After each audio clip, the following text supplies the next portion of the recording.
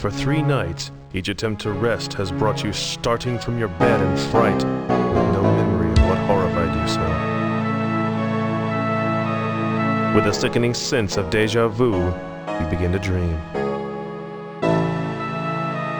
Treachery and doom. My brother would unleash a great evil. Britannia is in peril. Sure that the ghost can take you to Britannia, you allow yourself to be drawn to him. A visitor, and from far away indeed. Were he not dead, I'd suspect my brother sent thee. No matter, thou shalt serve to draw the hounds from the scent.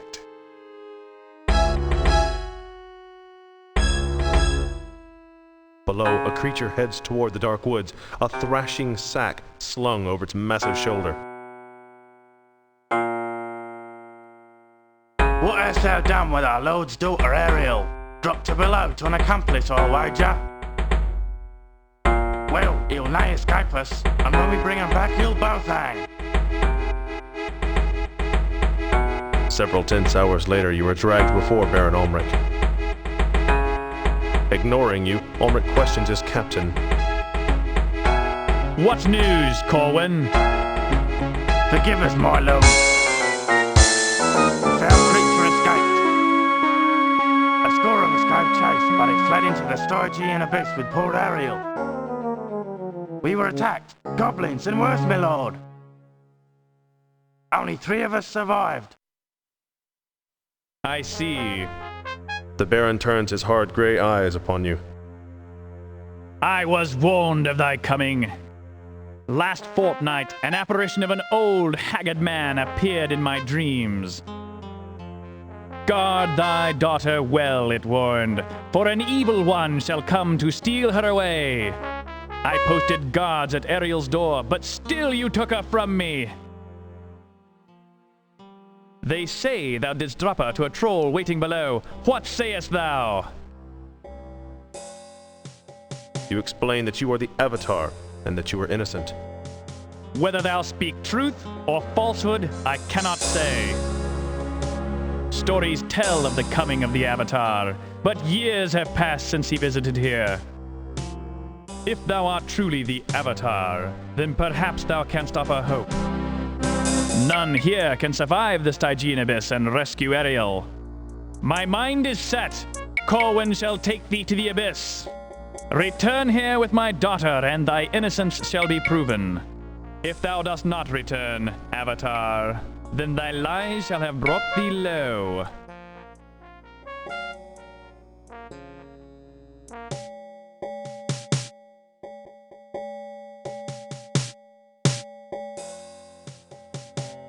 This be the foul pit's only entrance. Once it is locked, none can pass.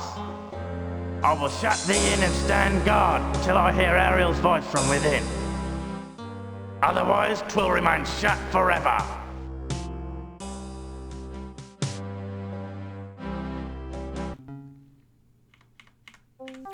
Oh yeah.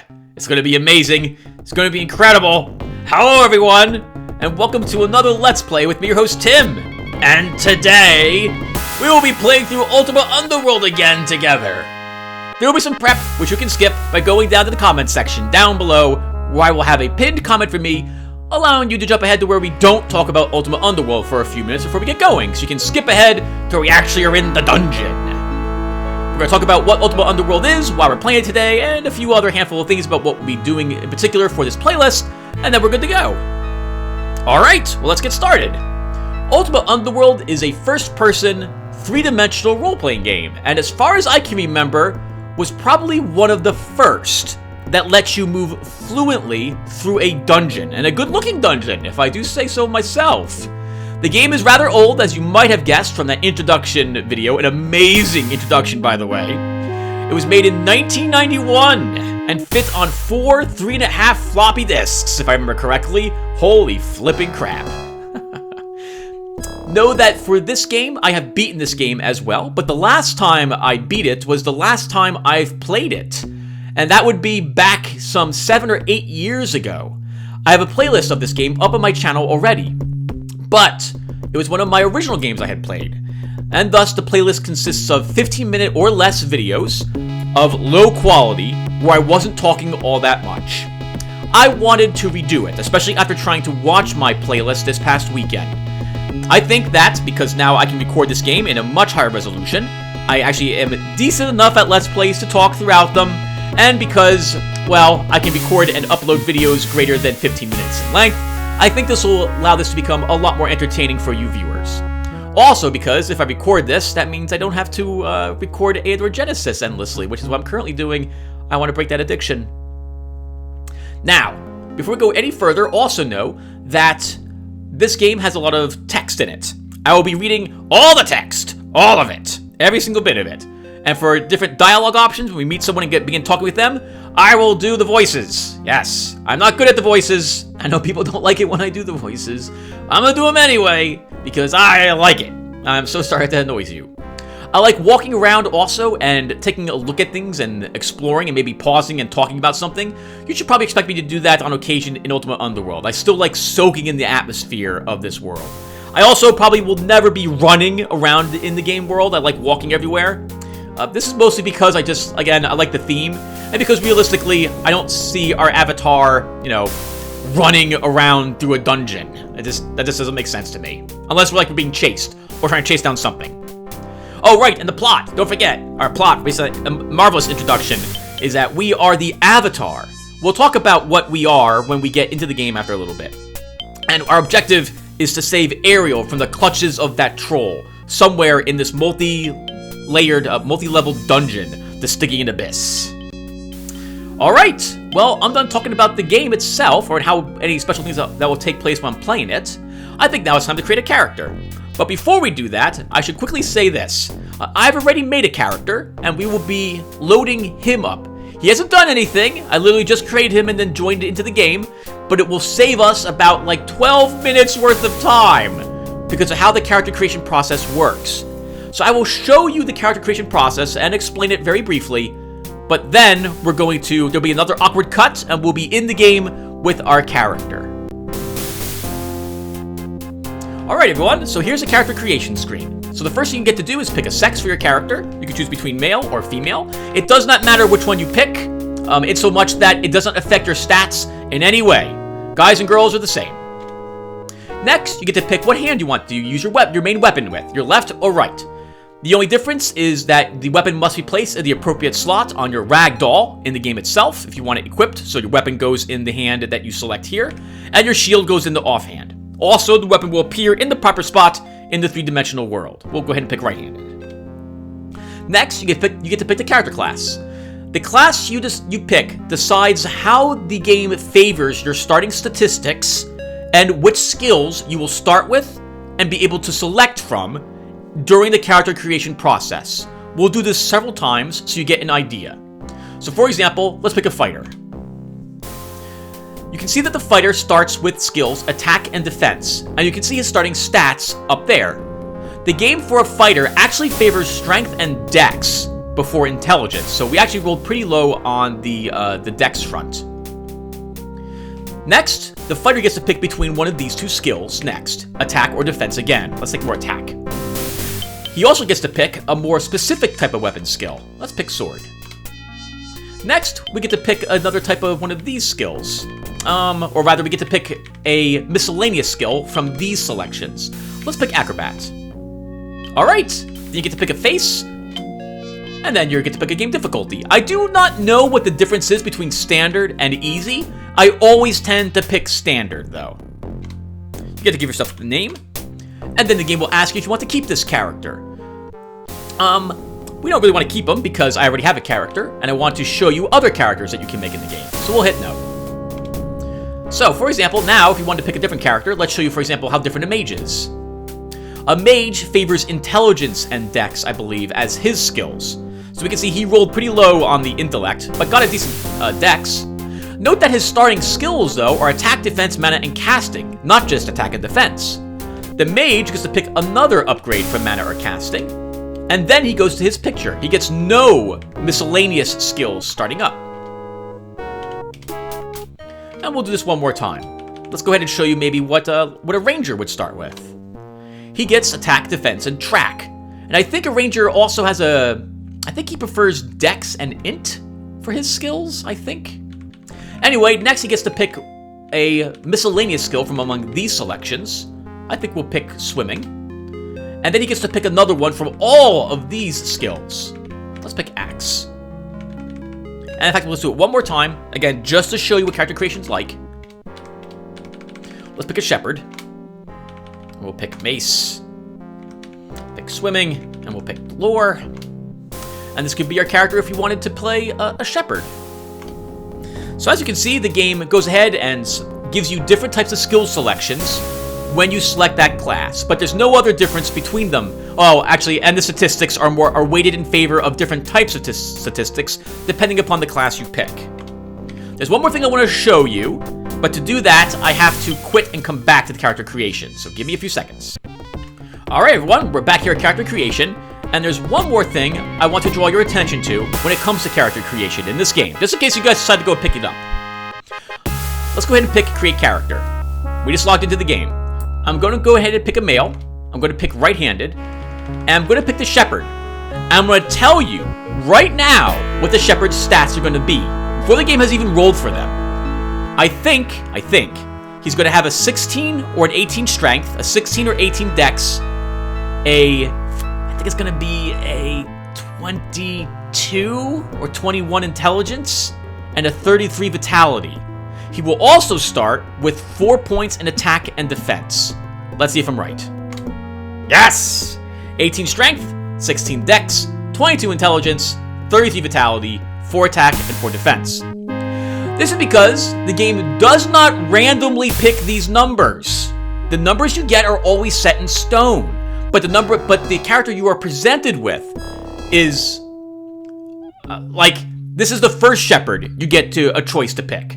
If I go down here and pick mace, he'll have a 6 in mace. If I then choose acrobat, I think he gets like a 4 or a 5 in acrobat, a 3, and maybe a 4 or 5 in swimming. Yep. This is because I've picked this character many times and selected these skills, and I can remember what skills the game selected for him. The random number pool it selects from is fixed. I know it's kind of weird, but now if I was to pick a different shepherd, like you could write down the stats for the first shepherd, and whenever you would play the game again and create a new shepherd, the very first shepherd would have those exact same first stats. The second one would have the exact same second stats. The third one, the exact same third stats. So keep that in mind. If you go through shepherds, it could take you a long time to get one that you like, which is why I've already made the character, because I've suffered through 12 minutes of character creation process to get a character I liked.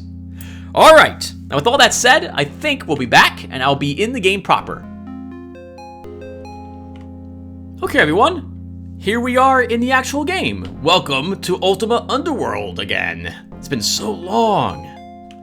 Alright, well, let's cover a little bit of what we see here. This might take another 4 minutes or so, everyone. Remember, there's a link down below if you want to skip this.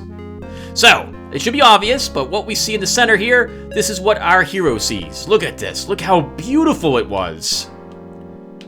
You did not see graphics like this. Well, you did actually see them, because this is what the game was like back in 1991. Look at this wall. Look at it. And this one. They don't make walls like this anymore. They really don't. The engine, I don't think, is around anymore for this game. Right. So, what we've got, I'm hitting all sorts of wrong buttons. Okay. So, first we have our cursor. Let's talk about this first because you'll see it all during the game. The cursor is an arrow in the center of the screen. I'm sorry, on the outskirts of the screen, and then kind of this target reticule in the center. The arrow is in case you wanted to play the game using the mouse for movement. You never really had to ever use your keyboard in this game if you didn't want to. This is because it felt kind of weird back in the day. In fact, I remember that you had to use the arrow keys, I thought, originally for the game. I think so, anyway. WASD came out later on in Half-Life. Anyway, I'm babbling. So, the cursor is these arrows because that tells you what will happen if you hold down the left mouse button when the arrow is doing that thing it's telling you to. This is move and turn at the same time. Move forward, move back, strafe left, strafe right, turn right, turn left. The amount you move is dependent upon the distance, the speed at which you move is dependent upon the distance that your arrow is from the center of the screen.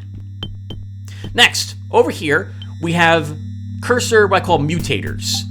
Normally, the cursor tries to do what makes the most sense for you.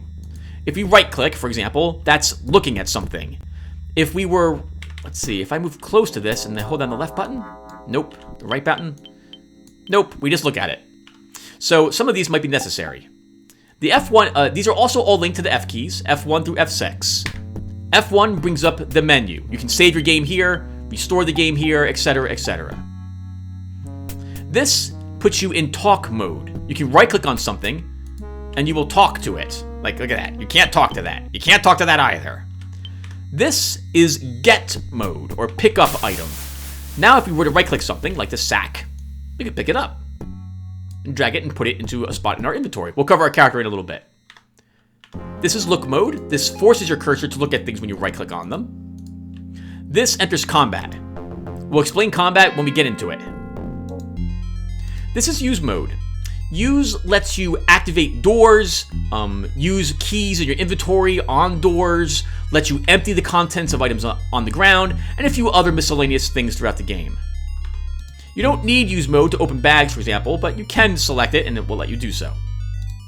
Next, this is our compass. This shows which direction is always north with that red there, so we can align ourselves properly in the game.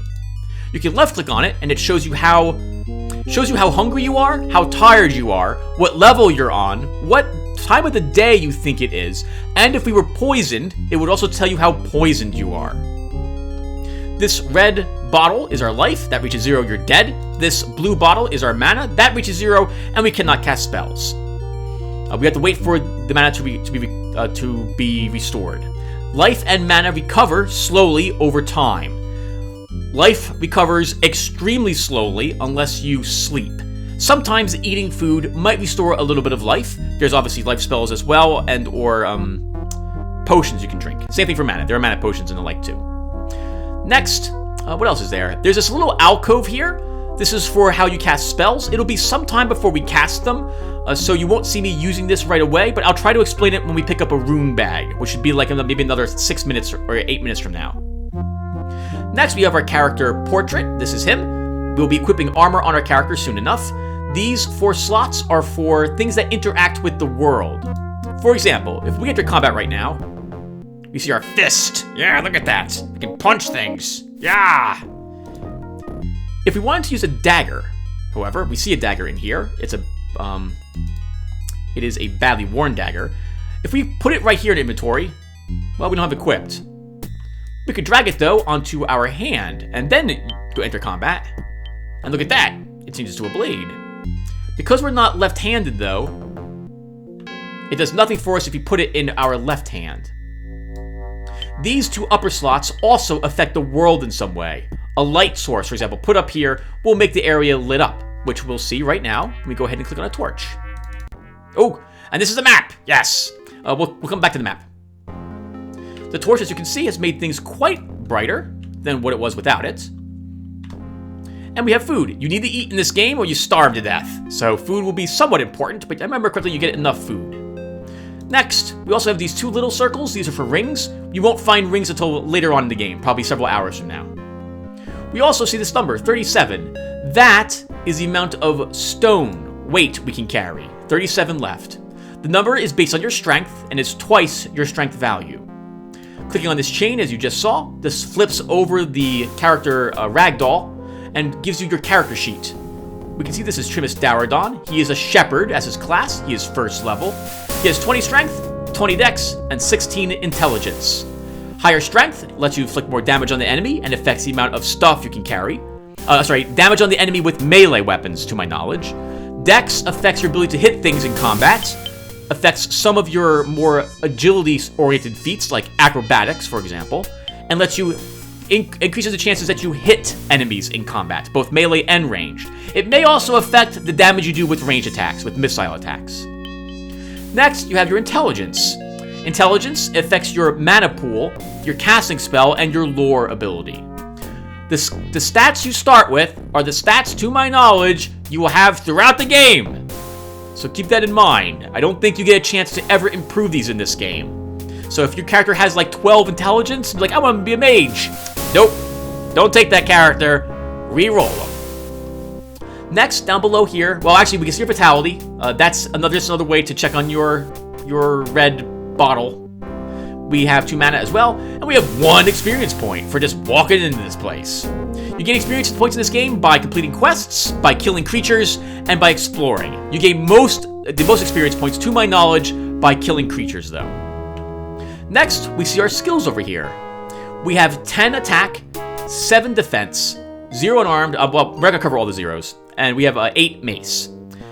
The skills go from 0 to 30. 30 is the max you can have in a skill in this game. Attack and your weapon skill play into the factor of whether or not you hit an enemy. We have a total of 18, so it's about a 33% chance to hit an enemy with an attack, depending upon the enemy's defense score, of course. It takes half your attack value and half your weapon value, the weapon you are using, to determine if you hit the enemy and how much damage is factored in with your strength when you actually hit it. Defense, well, higher defense means that you block hits meant for you. Trimus also has 6 in acrobat and 10 in swimming. That was a fantastic roll for swimming. Acrobat is used to reduce the damage you take from falling. It can also increase the distance that you jump, the length, and the height. I find a few points in acrobat, at least like maybe 6 up to like 10, to be really a worthwhile investment. And swimming, I generally like 10 swimming is a fantastic amount. We shouldn't need any more than that for the rest of the game. But swimming I find useful for the beginning parts of the game, because our character at least doesn't have the ability to cast Water Walk. So swimming will be how we get around in water for a bit. Without any swimming, you will drown significantly faster in the game and have a harder time moving while swimming as well. Finally, we have these 2 dragons. I don't think they really do anything. I think they're just here for show. They occasionally will like grip the paper a little bit. And we have the gargoyle up here. The gargoyle actually is useful, and we'll see him in combat a little bit, do some stuff for us. All right, we're almost ready to go. Finally, we have our map. This is the most amazing map ever. I love this map. This map will begin filling itself out as we explore the dungeon, and was one of the first games I played which had this feature. Before this game, I was hand-making maps on grid paper. This also was one of the few games I played, especially ages ago, that would let us enter things on the map. See? It also has, I think, 99 pages, but there are not 99 levels in the game. To the best of my recollection, there are 10. There might be 11. I think there's 10. You can keep notes on any of the pages. Most of my notes are going to be kept off-screen, though, on pieces of paper and not actually written down on this map. But I will mark things on the map anyway, because I like having a nice, fully drawn map with lots of marks on it. Okay, let's take the map out, because I'll be consulting it very regularly. And now, let's explore. So, Trimus was, I suppose, we saw him tied and brought into this location. Actually, yeah, this is good. So, he's got nothing. You figured the Baron would have given him something to help him rescue his daughter. But I suppose the Baron just doesn't believe in the Avatar whatsoever, and has even given up rescuing his daughter. What a terrible father. You see the locked doors of the Abyss. You cannot pick that up. The doors are securely locked. So we're not getting out of there, I guess. I'm going to assume that this is a thick door as well. Extra thick. And that we can't... I don't know if he'll be able to hear Ariel's voice outside the door. Oh, look at the skull. And this is writing on the wall right here. Let's take a look at it. The writing reads, "We attacked the entrance with all manner of tools, but it gave not a hair. It simply cannot be breached. Hence we have resigned ourselves to die in this hellish pit. Elsmore." Alright, well, let's start exploring. I plan to play Trimus as a cleric. I think I did that with the last time I was in here with my avatar. Hello, what is this? Looks like a piece. Looks like an axe.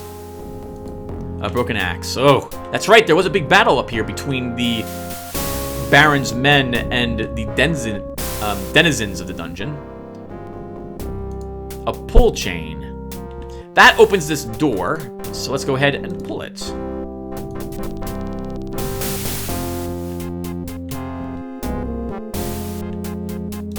I don't see anything in this little room. Seems pretty big for just a giant prison. I wonder what Well, I mean, I've beaten the game and I remember most of the lore. What do you guys think happened in this place? Oh my god. Lots of bones and another smashed mace. What the heck happened in here? Like, they're not bodies, they're bones. Unless there's a creature, so I don't think these are the king's men or the goblins that they fought. Unless there's a creature or thing in here which just devours human flesh very quickly. Oh, hey, a cudgel. Nice, that's a lot better than our dagger. We'll just leave you here. Actually, we should take the dagger with us, Tim. You might need a backup weapon. We have a single mushroom. I guess we'll take that and put it in our food bag. 2 candles. 2 half-burned candles. And a worn cudgel. So we actually have a mace, which is what we're used to using. And this torch is somewhat used. All the items in the game have a durability of some sort, and they can be destroyed. Your weapons can be damaged while attacking enemies. Your armor, when we finally get some, can be damaged when enemies attack you. So you can be constantly maintaining your equipment as you play the game as well. What is this? A plant! We'll take a plant. We can probably eat it. What else have we got? What is this? Where are you? Pile of debris. We can pick it up! We don't want it. Maybe I'll grab for someone else to pick up. Our job isn't janitor of the dungeon. Anyone around here? I keep waiting for goblins to spring out, but I remember where the goblins are. That's so sad. Oh, rough-hewn walls, and more things died. How many things died right here?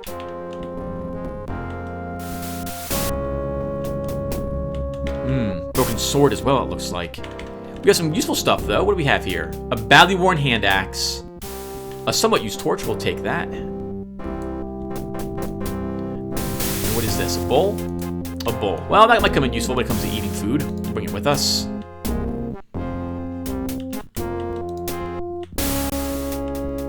Ah, fresh blood splats. Okay, so this is where the king's people probably fought. They didn't get very far. Oh, hey, these are important though. What the heck are these, you're wondering? I know you're wondering that. We have an Ort Stone and a Juck Stone. These are spell stones, and they are how you cast spells in this game. We are about to pick up a rune bag as well. There's stone walls, doors, a backpack. More debris, more garbage, more blood. Holy crap, the beginning here is just terrifying. And we have a backpack. What's in the backpack? Aha! It is a rune bag. So first off, your rune bag starts empty. Let's go ahead and drag these runes into the rune bag like this.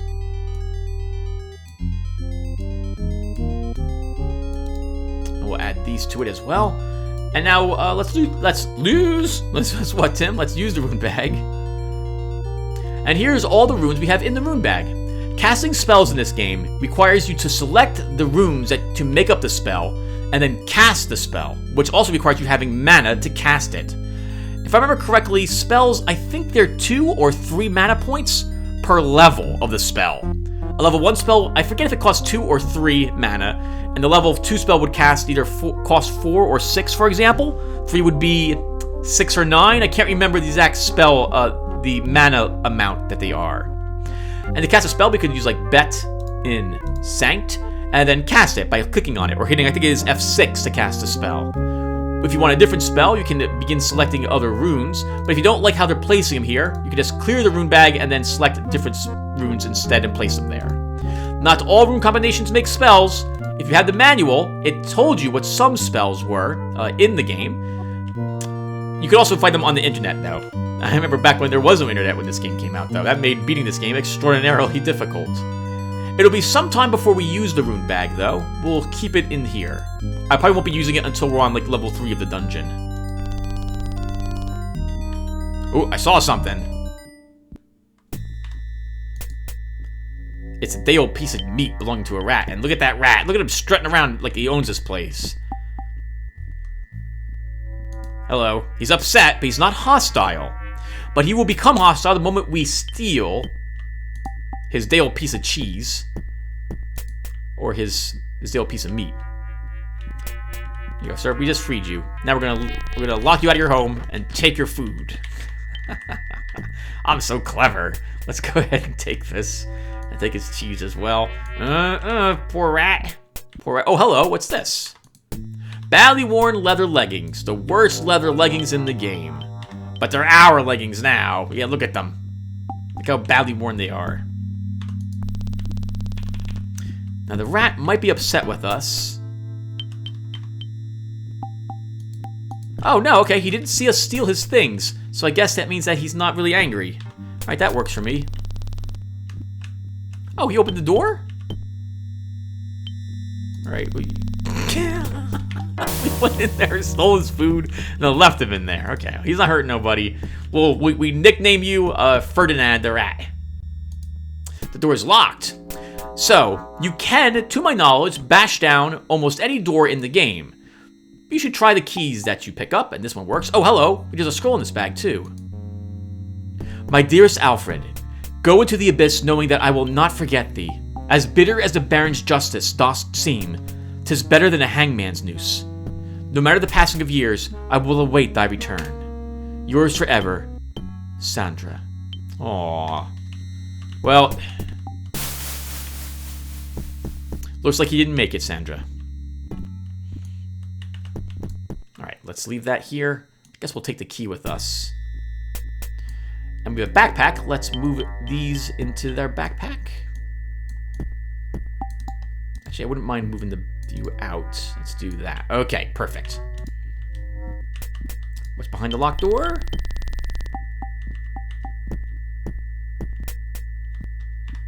I hear footsteps. Who's that? What is that? It's a mellow outcast named Braggett. Hello, Braggett. You're mellow. It means you're not hostile or you're not upset. Can we talk to you? Hail, stranger! What be thy business? I have not seen thee in this place before. I'm attempting to rescue an innocent girl. Ah, rescue mission, is it? Should the Baron's guards not be with thee to aid thee in thy search? More likely one of them threw thee in here, eh? Thou needest not be ashamed of thy misfortune, lad. Thou art in the same pot with all of us now. If thou art to have a chance of surviving the abyss for long, thou must learn the lay of the land. I move the cursor here because my recording software has problems if I do not. Indeed, I would be eager to learn of this area. First off, I would suggest picking up anything thou dost find that seems of use. Items here are scarce enough, though thou wouldst be well advised to take what thou can. Scavenge all you want, but stealing is ill-advised. Most of the abyss's inhabitants guard jealously the few possessions that they have. Battle sites are the best for scavenging. That's why I'm here. A battle took place here not long ago. A battle between the goblins and the above-worlders.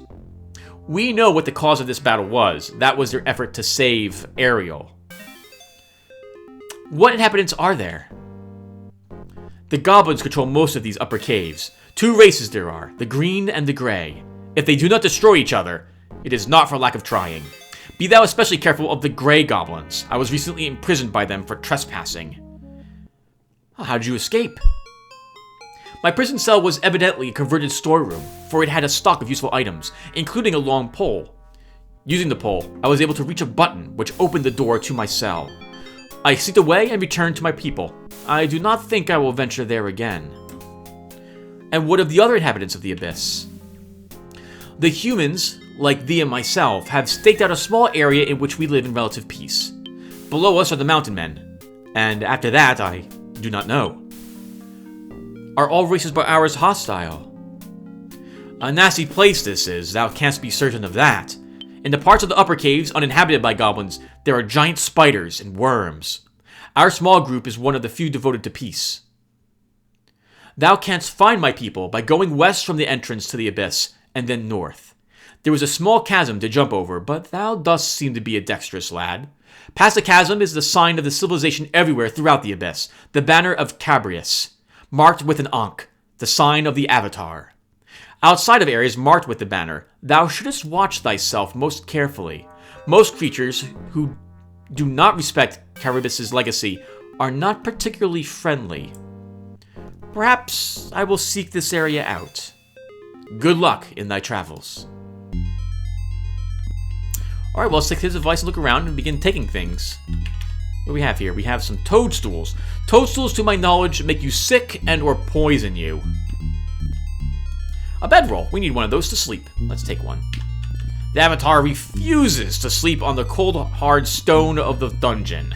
He will not do that. Hello. We have a somewhat used candle. Well, beggars can't be choosers, and we might need all the light sources we can get our grubby hands on. Also, I like keeping everything organized. We have a food bag, and we have a torch or light bag. Ooh, that's quite a steep drop. Something's making a lot of sound. It's hard to tell the difference, but I think that's slithering and not wings flapping. This right here is the chasm that Braggett was talking about. Before we make that jump, ooh, more blood. Let's move downstairs. I think we can just run across this. Oh, look at that! It's a moving turd. Is a hostile rotworm. So this thing will attack us if it can reach us, because it's hostile. But rotworms can't swim. So it's just sitting there looking at us like, wish you were on this side, friend. Oh, don't worry, rotworm. Don't worry. We'll settle the score with you soon enough. I remember you from way back when I was a kid. How I panicked. You didn't kill me, but still, I remember. There are secret doors in the game as well. I remember where most of them are, as I think I do. But still, I'll be taking some search with our character. They'll look like normal walls until, well, some of them will, until you actually find them by looking at a wall. And now it's time for combat. Our first combat together. So, you can use the mouse for combat. If you hold down the right mouse button while the cursor is in the lower part of the screen, you will thrust. Holding it somewhat in the center, swings, and holding it up, bashes. Different weapons are better at different types of attacks and against certain enemies, to my recollection. You can also use the P for bash, the semicolon for swing, and the dot for thrusts. When attacking, do you see the gem on the right-hand side of the screen over here? This one? That changes colors. When it's green, you've fully charged your attack. Anything less than that, and your weapon will not do full damage. Let's get this thing. Hooah! Where are you, rotworm? Surprise! We have acrobat. Ooh, nice, good hit. Notice the gargoyle's eyes turn yellow? That symbolizes how much life, yeah, the creature has left. The Avatar, I guess, can sense the life force of all the creatures that he hits. Gotta punch something. I guess he was a doctor. That was his way of figuring out something was sick. Hold still. I'll tell you how bad it is. Punches a person in the shoulder. Pretty bad. I'd say it's yellow. We have a shield. A worn wooden shield. Well, a worn wooden shield is better than no shield at all. To my recollection, you can use a shield even if, like, you're a mage. It doesn't slow you down, and you can still cast all your spells. The problem with mages, problem being not really a problem, but something to consider, is that mages have less strength than other classes. And I completely jumped over this without hitting the switch that was over there. We have a sturdy door here. It's locked. And our key does not fit. That's because the switch will open that door.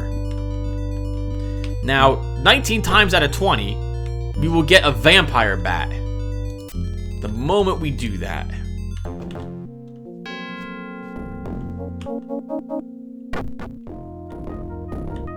Do we get one today?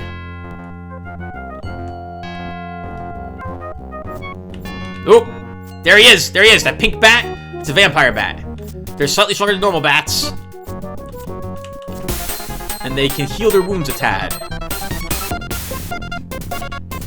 So in combat, I tend to move back and forth, then charge forward and hit something and then move back a bit. As long as you move away from something's melee attack, it will have a difficult time hitting you. Ooh, good hit, Trimus. Yeah! Eat it, bat! That's what you get.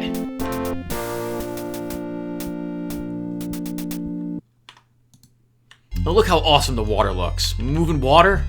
That looks beautiful. I'm not even joking. I love this. This is amazing to me. Like, this is what I played growing up. Kids these days in their StarCraft 2, they have no idea what they're missing. They don't, like, whether or not they care about that, they probably don't either. Oh, right, I just walked over because I remember this room without explaining what I'm doing whatsoever. So we swam over here because I remember there being some loot here. We have some serviceable leather boots. Those are better than no boots. We have a serviceable leather cap. These items might be magical, actually. I don't remember. But because we have no lore, we can't tell if they're magical or not. We also, the higher your lore skill, the better a chance you have of even detecting what type of enchantment it may be. And we're swimming, as you can see. You can swim while wearing full plate mail. To my knowledge, it does not matter what you're wearing. Well, oh, why'd I do that? It does not matter what you wear while you're swimming? What, where you're swimming, Tim? It doesn't matter what you wear while swimming.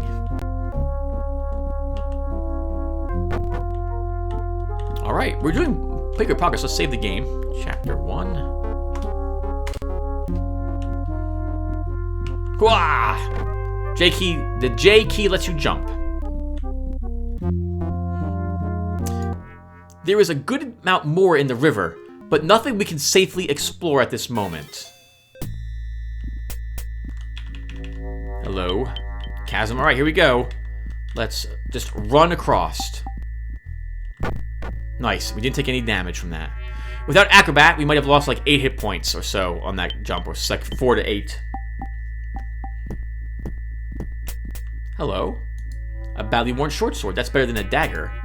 Arguably, it does a little more damage. We will just leave the dagger here. We will take the short sword. Oh my god! Holy crap, an upset giant rat. You scared the heck out of me, rat.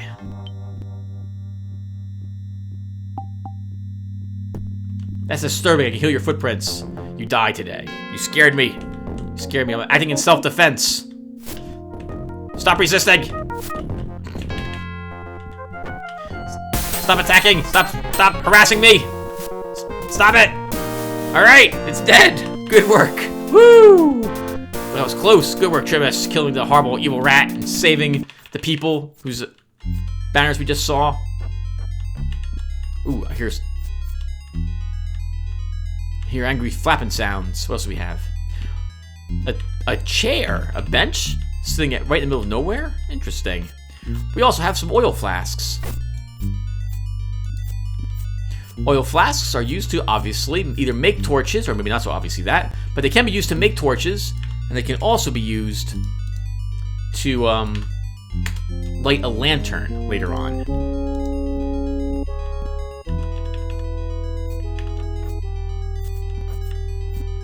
Here's something flying into walls somewhere.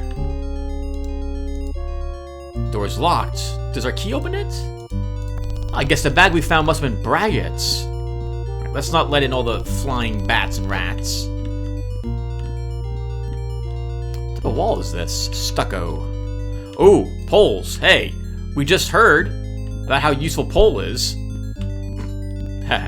Let's go ahead and take a pole. Nice. This will actually come in useful, I think, in at least 2 places. That'll let us reach a button or a switch that we wouldn't have normally been able to reach.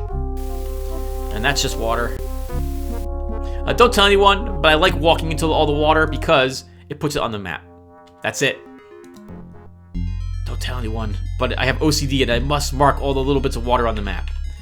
What else do we have? We've got cauldrons. Is there anything in the cauldrons? Let's find out. Cauldrons are too heavy to lift, but you can go ahead and use a cauldron. And if there was anything in the cauldron, you'll take them out and put them on the ground. For example, this box. If we use the box, it takes the items that were in the box out of the box. And what do we have in the box, by the way? We have a serviceable sling and 6 sling stones. We'll take it. I do plan to play a cleric. Maybe we can take missile weapons a little? Seems like a waste. But he'd use a sling, I suppose. I think it was very cleric-like. Right? All blunt weapons? That's what it was like in Dungeons & Dragons way back when. Hello, person. A mellow outcast. Let's look around here really quick. Map the whole area out. 3 bedrolls. And I see some pork belonging to an outcast and a piece of meat belonging to an outcast as well. Who? Oh, I guess they're cooking. They must be making dinner. Must be dinner time. Hello, outcast. So, another comrade is caught by the abyss. What was thy crime, pray tell? I am accused of kidnapping a girl. Perhaps the same girl that I hear was carried through these upper caves by a troll? Oh, where did he take her?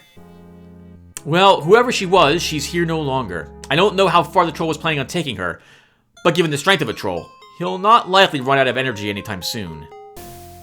I must be off immediately. Hold on just a minute. Surely that girl is in trouble, but if thou dost learn the ways of the abyss first, thou wilt surely have a better chance of rescuing her. And what should I know of the abyss? Well, thou shouldst know that most of the inhabitants of the abyss are unfriendly. It's not so much a question of what areas to avoid, as of which areas are relatively safe. Look for the banner of Cabaris, a tapestry with an ox such as we have, as a sign of civilization. Any people or creatures thou dost find past the banner are more likely to talk with thee than eat thee. Speaking of onks, thou wouldst do well to search out the other thing they represent, the shrines. Oh, where can what use do they serve? When thou dost see a large plain onk standing on the ground, thou hast found a shrine to virtue. It is said that if thou hast been virtuous and dedicated to increasing thy abilities, praying in a shrine with the correct mantra will allow thee to enhance thy abilities. It is said that there is one in the southeast area of these upper caves, but I have not seen it myself. I thank thee for that information. Well, good luck in thy travels. Thou art always welcome here. And this guy, I think he says the same thing. A hearty welcome to thee. Hast thou decided to stay with us? No, my destiny lies elsewhere. Well, good luck on thy travels. Thou art always welcome here. Thank you, sir, very much. Yep, that's all I got. Tim, let's go ahead and go this way. Open this door. Let's tell everyone what we're doing as we do it. Surely that's entertaining. Hello, sir. What's your name? Gullick. You seem to be confused, sir. Who art thou? I am Trimus Dowerdon. I am Gullick, called the Blessed. Art thou the leader here? Our leader is Hagbeard, or Hagbard. Hast thou spoken to him? No, should I? Thou must speak with Hagbard. He alone of all of us retains his sanity amidst the madness of this place. Before I do, what is this place? Thou art in the great Stygian abyss, where neither thou nor any other may ever hope to leave again. 'Tis worse than any prison, for there is no hope of parole or pardon, and no death so clean as an honest hanging. Have none ever escaped? Escape? Ha! There is no escape from this place, barring the final escape of death. When the colony fell, a mighty spell was laid on the great gate. Now it cannot be opened save from the outside. 'Tis a great misfortune, surely. I sympathize with thee. Then thou shouldst speak with Hagbard. He is our leader. I will seek him out. Interesting. So Gullick told us a little bit about some sort of civilization, which fell. So this wasn't built to be a prison normally. Maybe this used to be like a great dwarven kingdom. Then what would this place be? A public bath or something? Yeah, I guess so. A little area outside to sit on, I guess. And then this place for people to come and wash, I suppose. Hello, sir. Stop hiding. We still see you. Ha! Another fish enters the barrel. What be thy crime, son of misfortune? What dost thou mean? Surely thou art one among us who was condemned by that pious oaf, Baron Almeric. We of the outcasts are the survivors of his intemperate justice, fugitives from the predations of the gobs. What are these gobs of whom thou dost speak? Aye, the goblins. There be the greens and the greys, and they are deadly foes. They make our lives more difficult still with their vendettas. What is the nature of their feud? None can say. Their conflict seems to have begun at the time of the Great Collapse, when the civilization of the Under-Earth fell. We know only that their leaders have sworn never to agree on anything. Is there aught beyond the domain of these goblins? Ah, none who have ventured past the realm of the gobs have returned, but rumor hath it there are worse perils below. Well, I thank thee anyway. Farewell. I think we'll talk to him again anyway. Oh, he's upset, though. That's bad for us. Thou again! Haven't had enough of thy betters, then. If my presence offends thee, I shall go. Since thou art so kind, I shall take thee up on thy generous offer of absence. Goodbye. Wow. I don't know what we did to offend him, but he is pissed off. Some people are just in a bad mood. Woke up and put on his cranky pants. Alright, well, that's the outcasts. Not a lot of information to be gained by them, but there is a place I suppose we can stay.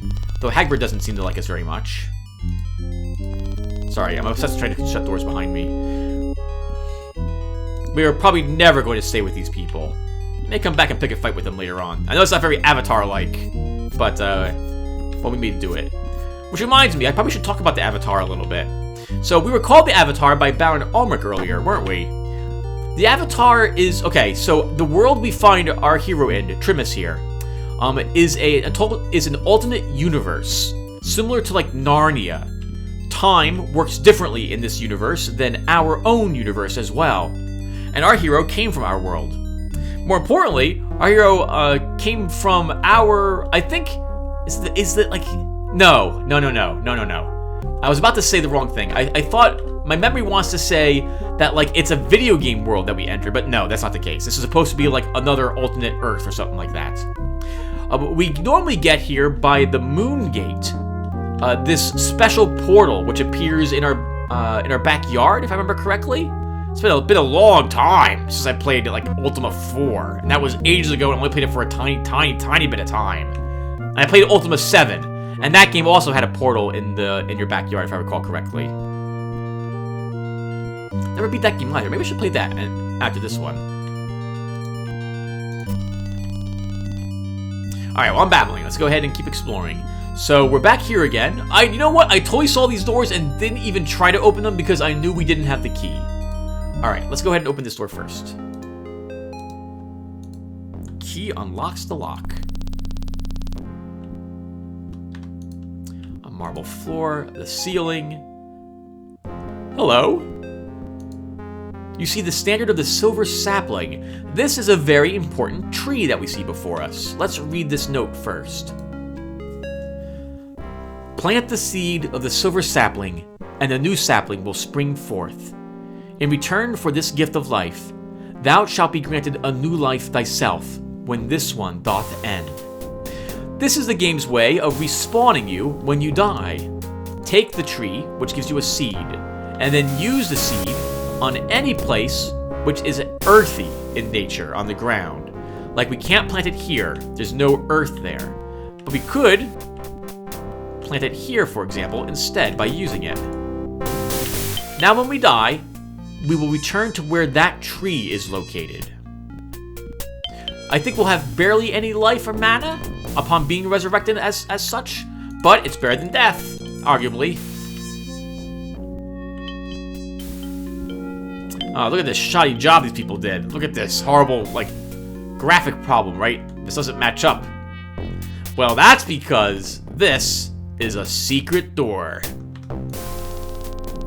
Secret doors hint that they're there by being slightly different textured than everything else around them. Sometimes, though, you will only detect that if you have to actually find a secret door to make it take that form. Otherwise, it'll look just like it's supposed to on one of the walls.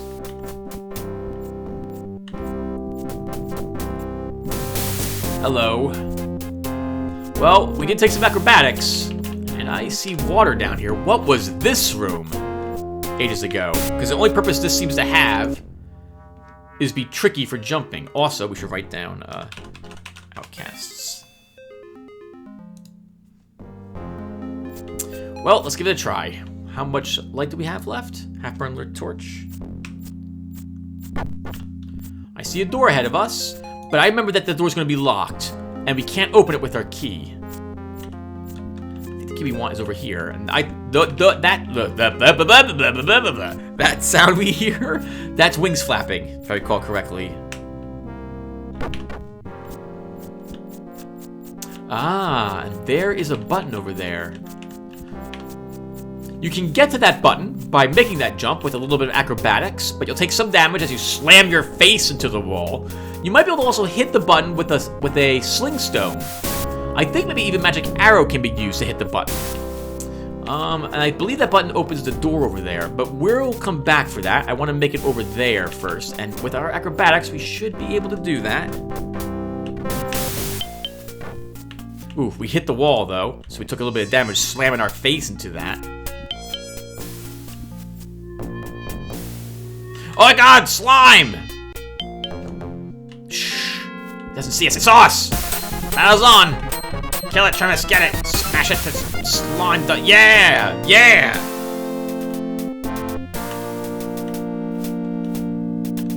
And what do we have? Marble walls and a key. Another key. Let's take that key. And we'll put you... We'll put you there. We have a badly damaged door. Let's try unlocking it. This key works. Awesome. And now we won't need this short sword anymore. I remember this part, and I was a little worried we might need the short sword. If you fail that jump, you end up in the water, and on the other side of this door for that. And then you have to bash the door down to get through it. And I remember there being a rotworm here. Hello. How you doing, Miss? Oh! Very nice work, Trimus. Let's go swim really quick, see if there's anything down here. I don't remember there being anything else down in this water, though. With the 10 points in swimming, we also can swim for quite a bit before we get tired and begin drowning. Oh yes, and you are good enough at swimming that you can do it while holding a torch. Yep. You can't fight, by the way, whenever you're in any amount of, like, almost any type of water whatsoever. You're not fighting in it. The game won't let you. Alright, let's see what's down this way. Marble walls. Some stairs that slowly go up. I see it. I see it. There's slime. Oh, it's us! Get it, Tim! Get it, Tim! Get it! We missed!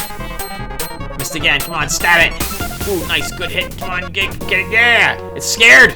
It's scared! Yeah! Woo!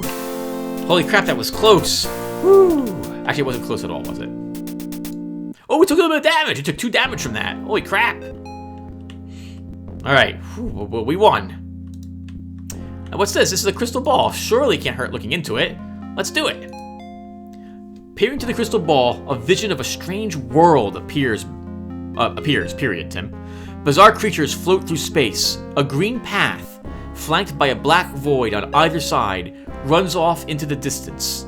Somehow, you know the path leads to Britannia. That is very important for the end of the game. Hello, we have some debris. And we have a magic potion here.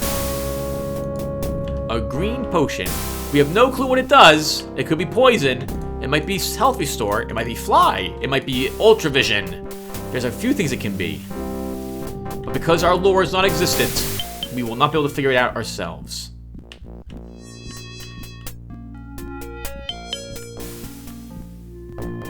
Alright, well, let's head back across the chasm. We'll try hitting that button that we saw now. It's gonna be a tricky one, but I think we can do it.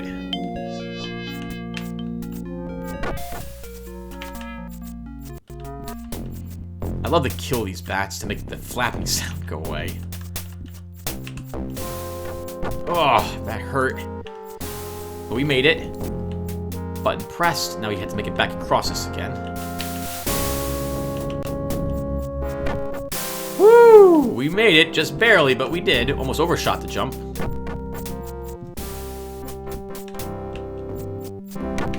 And we did it. Holy crap. Nice work, Tim. Alright, what the heck do we have up here? We didn't level yet, did we? Darn it, we're 3 experience points away from leveling. Well, this is gonna make this really super awkward because there's a shrine right in here. Let's double back outside and we'll try to kill these bats. Nope, we're gonna fall into the water instead. Okay. If we can kill the bats, that would be enough experience points that we can level. And we totally want to level because that will be really helpful, especially this early in the game, having found the shrine already. But that means killing the bats, or you could go back, Tim, and kill the rat you left in that one room. That would also probably do it for you.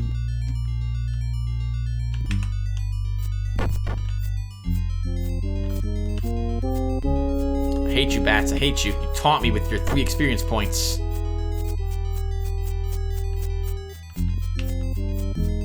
Okay. I guess we'll instead double back and kill that rat. He's gonna starve to death in his room anyway, so we'll pretend we're doing him a favor. How's that? Fed and awake. I'm gonna go, which way, Tim? This way. Kill the rat. That should level us up. Then we'll go back to where we came, and I will explain leveling up for you and show you that briefly, and then we'll call the session. So, Trimus is looking pretty bad. We don't know much about the area we're in. We're hurt now. We got some, like, absolute garbage equipment on us as well at the moment.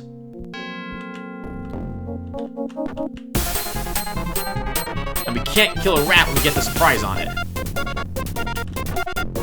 Good hit, Trimus, good hit. Kill it in its home. Yeah!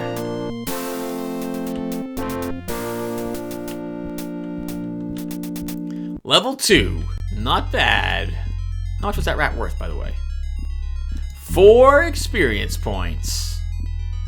Alright, let's level back and interact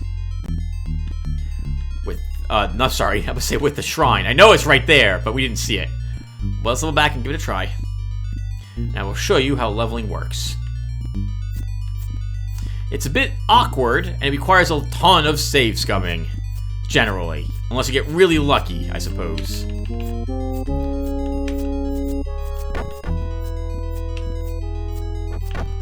Good work, Trimus. Nice making that jump. And right here, everyone, is a shrine. The giant Ankh. Before we use it, let's... Okay, so first off, we don't know how to use it at the moment. How you use these is you can, I think, use the use key on them. Yep. Or you can speak to the shrine and chant a mantra. Different words will increase different skills. So here's a hint. Seeker of honor and valor in battle. Speak Sumra, the mantra of courage.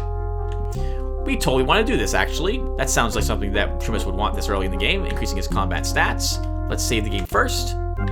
And let's try that. Sumra. Holy crap! It's everything we have. That is so flippin' rare. Alright. We advance in attack, defense, and mace. So we have gained points in those 3 skills. Looks like we earned 1 point in attack, I think 2 points in defense, and 2 points in mace. That is wonderful. When you chant Sumra, let's do it again. Sumra. It will choose 3 skills, and it will level these 3 skills 1 or 2 points each. We gained from that one 2 points in missile and 3 points in unarmed. What you earn is completely random. Mace, missile, and missile this time around, as you can see. So you generally only want to level things you're interested in. If you use Sumra, Ka, or Mu to level yourself, you will want to save scum until you get the skills that you need. Unfortunately, I have to recommend you do that. The game is extraordinarily difficult if you just rely on these without saving and loading the game. Seeker of Mastery of Practical Skills, speak Ka, the mantra of love. let's go ahead and show you how that works. Come back over here, and we'll save the game again.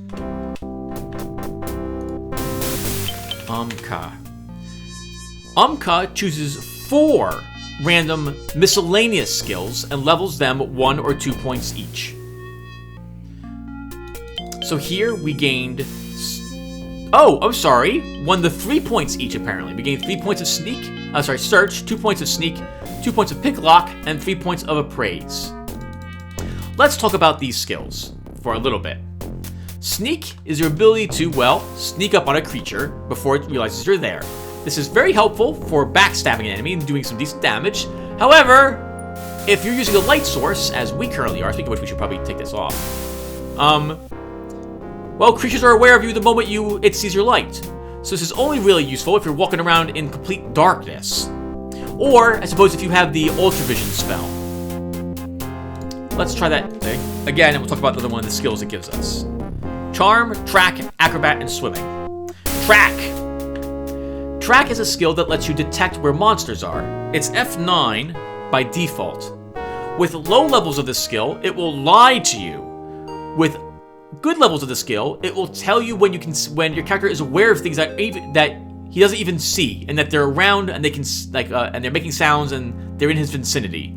It's okay. Having beaten the game before and having a good memory of these upper levels, it's not going to come in very useful because I tend to remember what everything is and where it's located. Let's talk this again. Repair, traps, track, and track. Repair. If there's an anvil near you, you can use repair to repair your gear.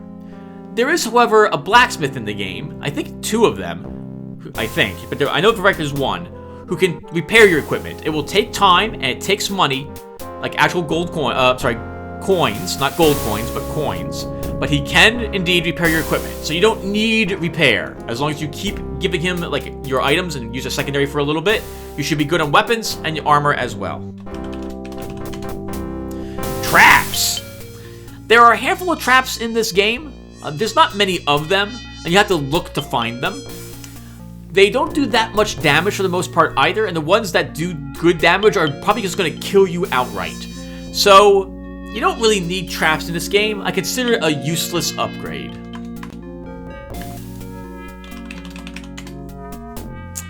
Charm. Charm is I suppose, how eloquent you are, or how cute you are, and it helps you when you are trying to barter with I must say enemies, with other NPCs in the game. We haven't seen bartering yet. We'll get to that next video. Oh crap, that was the wrong thing. Picklock. There's a handful of picklocks in this game. We don't have any of them at the moment. And with a high picklock skill, you can get through most doors that would normally require a key, or open a few treasure chests that are locked. There is, however, an open spell that I believe exists in the game that can get you past these doors anyway. So, it's of questionable use, and you can always find the keys for all these doors somewhere lying around. I tend to pick it on thiefy characters when I run them in games. Appraise is used to better judge the quality of a deal when bargaining or bartering with other NPCs in the game. It's almost completely useless, because it doesn't matter if you know you're getting a good deal or a bad deal. I guess it can help you figure out the exact number you would need to get someone to buy your piece of crap fish or your swords or weapons for something you actually want from them. But for the most part, you're gonna have a good feeling for this anyway. Like, all these deals will be terrible. You don't really care about that because you have like 3 cudgels and you just want like that blue sapphire the guy's got. And so you give all the cudgels. It doesn't matter. You'll get more cudgels as you explore the game later. So I don't view appraise as being very useful either. Search. Higher searches will let you find secret doors faster. But to my knowledge, you do not need search to find them, I think. We'll do this 2 more times on screen, and then I will off screen. I kind of want some charm. Lost so much swimming. It's a shame. I'd rather have acrobats 3 times than swimming. 15 swimming too, my goodness. So what I'm looking for is charm. Charm, search. I must say, I'm looking for charm and search for the most part. Some acrobat would be helpful. I don't really want any repair. I guess we could take repair as another skill. Let's see how much we earn. So charm is up to 5, repair is 2 points, and what did we gain for search? 2. It's tempting, but I'll reload. Nope, I don't want to play a picklocky character, I don't want any sneak, I don't need traps or the other thing. So everyone, this is what I do a lot of. As you can see, it doesn't take too long, but I do this often. I remember doing this over and over again. My muscle memory just immediately came back to me. This is so sad. All right, everyone. I'm gonna go off screen. Then we'll come back. I'll show you what we kept. We'll read the last mantra. We'll get out of this room, and then that will be a session for us. So give me a few seconds here. Okay, everyone. We're gonna keep this.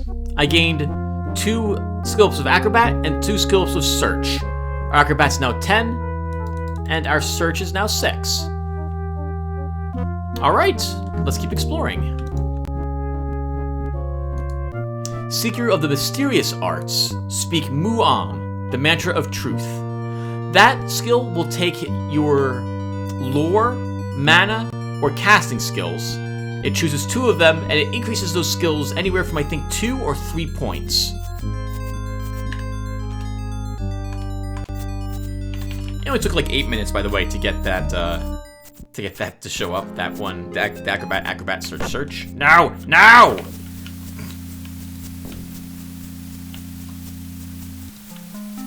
Oh, fed and drowsy. All right, I guess we'll stop soon. Oh, well, we're gonna stop the session soon anyway. So I guess we'll rest. Actually, we'll rest next episode. Well, yeah, we'll sleep next episode. Once we get out of this room. And thank you guys for watching. Hopefully, you guys will like this series. I am really looking forward to playing through this again. It has been a good long time. It should be funny to watch. I hope. Hope I'm making it good. And, well, it puts me in the mood to play other dungeon games. I want to play, I think yeah, they made another version of this. A newer version just came out. It wasn't called the Ultima Underworld. It was like Ultima Ascendant. I'm sorry, Underworld Ascendant or something like that. I don't remember what it's called, but but I backed it on Kickstarter. I'm sorry, I'm babbling. All right, let's stop here. All right, everyone, thank you very much for watching, and I hope to see you all in the next one. Take care, everyone.